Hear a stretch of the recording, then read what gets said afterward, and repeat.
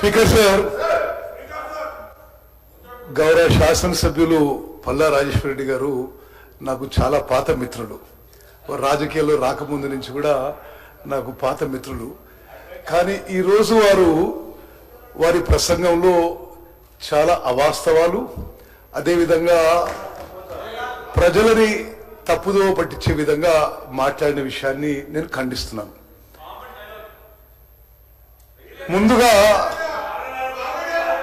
ముందుగా మీరు చివరిగా ప్రసంగించిన విషయాల్లో బీసీ కులగణన విషయంలో, అదేవిధంగా ఎస్సీ కేటగిరీ విషయంలో ఎన్నో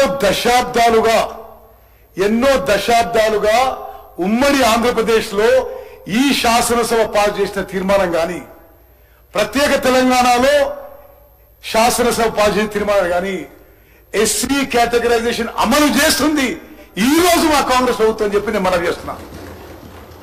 సుప్రీంకోర్టు తీర్పుకి అనుగుణంగా justice Shamim Akhtar judicial commission వేసి ఎస్సీ కేటగరైజేషన్ ఇంప్లిమెంట్ చేస్తున్న విషయం మరి ఈ ఘనత మా ముఖ్యమంత్రి గారికి, మా ప్రభుత్వానికి దక్కుతుందని చెప్పి నేను మనవి చేస్తున్నా. అదేవిధంగా బీసీ కులగణనపై, ఆ అంకెలపై కొన్ని అనుమానాలు వ్యక్తం చేశారు. చాలా స్పష్టంగా చెప్తున్నా, నేను ఆ కేబినెట్ సబ్ కమిటీ చైర్మన్ గా తెలంగాణ చరిత్రలో గాని, ఉమ్మడి ఆంధ్రప్రదేశ్ చరిత్రలో గాని ఇంత సైంటిఫిక్ గా, లాజికల్ గా, రాషనల్ గా ఏ కులగణన జరగలేదు అని చెప్పి మనం చేస్తున్నాం. భారతదేశానికి స్వాతంత్ర్యం రాకముందు 1931లో జరిగిన బీసీ క్యాస్ట్ సెన్సస్ తర్వాత తప్పనిసరి పెడతాం 1931లో జరిగిన క్యాస్ట్ సెన్సస్ తర్వాత క్యాస్ట్ సెన్సస్ చేసి ప్రకటించిన ఘనత మా కాంగ్రెస్ ప్రభుత్వానికి దక్కిందని మనం చేస్తాం.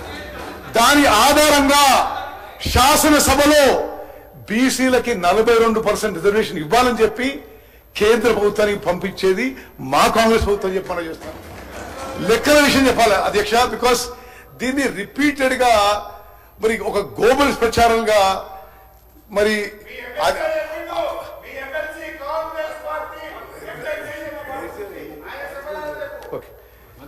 అధ్యక్ష, ఈ బీసీ కులగణనపై ఒక గ్లోబల్స్ ప్రచారం చేస్తూ రిపీటెడ్ గా ఒక తప్పుడు అలిగేషన్స్, అవాస్తవాలు ప్రజల్లోకి తీసుకుపోయే ప్రయత్నం చేస్తున్నారు. స్వతంత్ర భారతదేశంలో ఏ రాష్ట్రంలో ఎక్కడ జరిగిన విధంగా, ఏ కేంద్ర ప్రభుత్వం ఏ రాష్ట్రం చేయని విధంగా మేము 104,000 మంది ప్రభుత్వ ఉద్యోగస్తులని 50 రోజుల పాటు డెడికేటెడ్ గా ఈ పని మీద పెట్టి చాలా సిన్సియర్ గా, కమిటెడ్ గా ఈ ప్రభుత్వం బీసీ కులగణన, BC caste census, social economic survey చేసిన విషయం తెలంగాణ ప్రజానీకానికి తెలియజేస్తున్నాము. మీరు సమగ్ర కుటుంబ సర్వే చేసి అది శాసనసభలో పెట్టే ధైర్యం లేకుండా మీకు ఏనాడు కూడా ఆ సంఖ్య ఆ అంకెలు మీరు పబ్లిక్ డొమైన్ లో కూడా పెట్టలేదు. Speaker sir, with great responsibility I'm saying, నేను ఆ రోజు శాసనసభ్యుని, ఆ తర్వాత పార్లమెంట్ సభ్యుని, ఏనాడు కూడా మీరు అంటే మీ అంకెల మీదకి నమ్మకం లేదో, లేకపోతే మరి మీకు ఏ అనుమానం ఉన్నాయో, లేకపోతే మీరు బీసీలకు వ్యతిరేకమో తెలియదు, కానీ మీరు చేసిన ఎస్కేఎస్ సర్వే ఏనాడు కూడా కేబినెట్ లో, శాసనసభలో పెట్టిన విషయం కూడా మనం చేస్తున్నాం. అదేవిధంగా నో ఇట్స్ ఎ లై, ఇది అబద్ధం, పెట్టలేదు నేనే చూడలేదు. అదేవిధంగా స్పీకర్ సార్ ఇంకో తప్పుడు ప్రచారం, ఎస్కేఎస్ అసలు ఉన్నదని ఎవరు తెలియదు.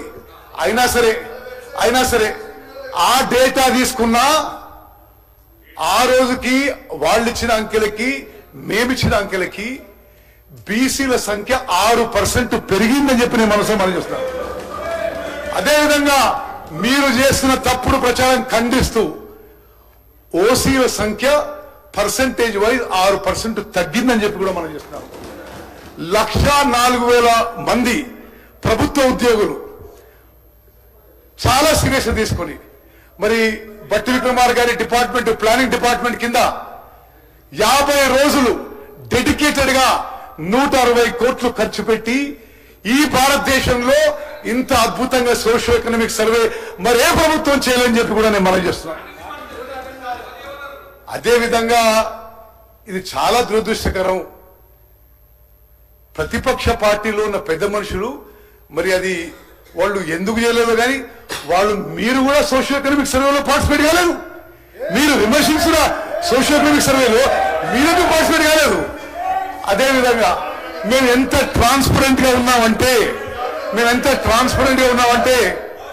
అయిపోయిన తర్వాత ఎంత జవాబుదారీతనంగా ఉన్నామంటే, ఎంత అకౌంటబుల్ ఉన్నామంటే, అయిపోయిన తర్వాత ఇంకెవరన్నా మిగిలిపోయిందని మీకు భావన ఉంటే మళ్ళీ నమోదు చేసుకోండి అని కూడా టైం ఇవ్వడం జరిగింది.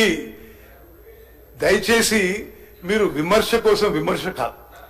ఈ 2 విషయాల్లో రాహుల్ గాంధీ గారి నాయకత్వంలో కాంగ్రెస్ పార్టీ సామాజిక న్యాయానికి కట్టుబడి ఉంది. ఎస్సీ వర్గీకరణ మాన్యంలో చేసినాం, బీసీ కులగణన మాన్యంలో చేసిందని చెప్పి మీకు మనవి చేస్తూ, అదేవిధంగా రాజేశ్వర రెడ్డి గారు కృష్ణా నదీ జలాలపై మాట్లాడారు. అధ్యక్ష, నా శాఖ కాబట్టి నేను చెప్తున్నా. అదేవిధంగా కృష్ణా నదీ జలాల్లో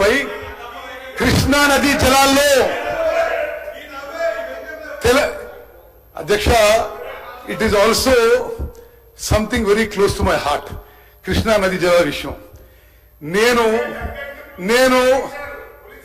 7 సార్ల పులిచింతల ప్రాజెక్ట్ వల్ల తెలంగాణకి అన్యాయం లేదు అని రికార్డు చెప్తున్నాయి కదా. మీరు అది రండి, పులిచింతల ప్రాజెక్టు వల్ల తెలంగాణకి అన్యాయం జరుగుతాయని చెప్తున్నారు. మీకు తెలుగులో మాట్లాడతారు. మీరు అసలు మీకు ఏం తెలుసు పులిచింతల గురించి? అధ్యక్ష, కృష్ణా నదీ జలాల విషయంలో ఇట్ ఈస్ సంథింగ్. అధ్యక్ష, నేను ఒక 5 నిమిషాలు క్లారిఫికేషన్ ఇస్తా, తర్వాత మీరు మళ్ళీ మాట్లాడండి. కృష్ణా నదీ జలాలపై it is a subject close to my heart. నేను శాసనసభకి 6 సార్లు, పార్లమెంట్కి 1 సారి ఎన్నికైంది కృష్ణా బేసిన్ నుంచి, కృష్ణా ఆయకట్టు నుంచి.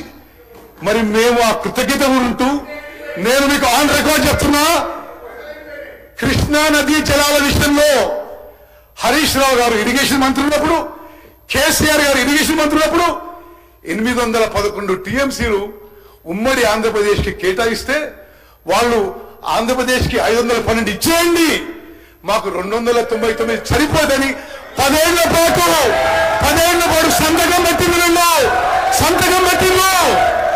మేము వచ్చిన తర్వాత ముఖ్యమంత్రి గారు నేను ఢిల్లీకి పదే రిప్రజెంట్ చేసి ఆ సబ్జెక్ట్ రీఓపెన్ చేసి ఆ 811 టీఎంసీ వాళ్ళు ఒప్పుకున్న దాన్ని మేము రీఓపెన్ చేసి తెలంగాణకి ఇది అన్యాయం, ఇది మేము ఒప్పుకోం, ఆ సబ్జెక్టు రీఓపెన్ చేసిన విషయం కూడా నేను మీకు మనవి చేస్తున్నాను. అదేవిధంగా కృష్ణా నదీ జలాల్లో అన్యాయం జరుగుతుంటే మీరు ప్రభుత్వంలో ఉన్నప్పుడు టెలిమెట్రీ ఇన్స్ట్రుమెంట్స్ పెట్టాలంటే మీరు పెట్టలేకపోయినారు.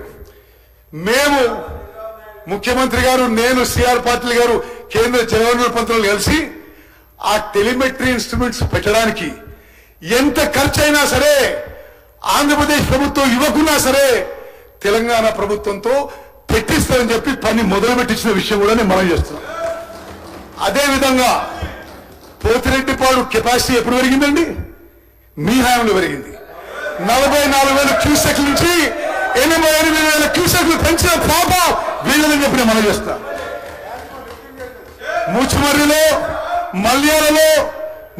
మల్యాలలో కెపాసిటీ డబుల్ ఎప్పుడైందండి? మీ హయాంలో జరిగింది. రాయలసీమ లిఫ్ట్ ఇరిగేషన్ స్కీమ్ కి పనులు మొదలుపెట్టి వేగవంతంగా ముందుకు పోయినప్పుడు జగన్మోహన్ రెడ్డి గారు ప్రగతి భవన్ లో విందులు విలాసాలు హలాయిబలా చేస్తుంటే ఆ పని మొదలుపెట్టిన వాళ్ళు. అధ్యక్ష, this is a matter of serious concern for Telangana, for Krishna basin farmers. గత ప్రభుత్వం 10 ఏళ్ల నిర్లక్ష్యం వల్ల కృష్ణా నది నుంచి శ్రీశైలం బ్యాక్ వాటర్స్ నుంచి అక్రమంగా ఆంధ్రప్రదేశ్ నీళ్లు తీసుకుపోవడానికి వీళ్లు సహకరించని చెప్పడం ఇది నిస్సందేశం అధ్యక్ష. అదేవిధంగా రాజేశ్వర రెడ్డి గారికి తెలియకపోయిండొచ్చు, మేము కేఆర్ఎంబితో కొట్లాడి రైట్ కెనాల్లో 10,000 క్యూసెక్ నుంచి 5,000 క్యూసెక్ తగ్గించినాం. నేను పదే కేంద్ర ప్రభుత్వంతో మాట్లాడి కృష్ణా నదీ జలాలపై వీళ్ళున్నప్పుడు ఎప్పుడు ఇంటర్ఫియర్ కాలే. కేంద్ర ప్రభుత్వం ఇంటర్ఫియర్ అయి కేఆర్ఎంబి ఇంటర్ఫియర్ అయి రిటర్న్ ఆర్డర్స్ పాస్ చేసి తెలంగాణ రైతాంగానికి మేలు చేసే విధంగా చర్యలు తీసుకున్నాము.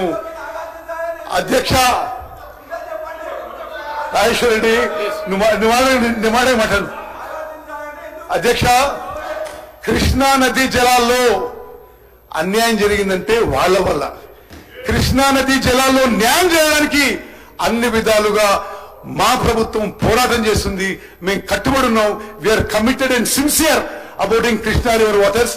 నాగార్జున సాగర్ ఆయకట్టు కింద అక్కడక్కడ కొంత క్రాప్ డిస్ట్రెస్ జరిగితే అది మీ పాపాల వల్ల.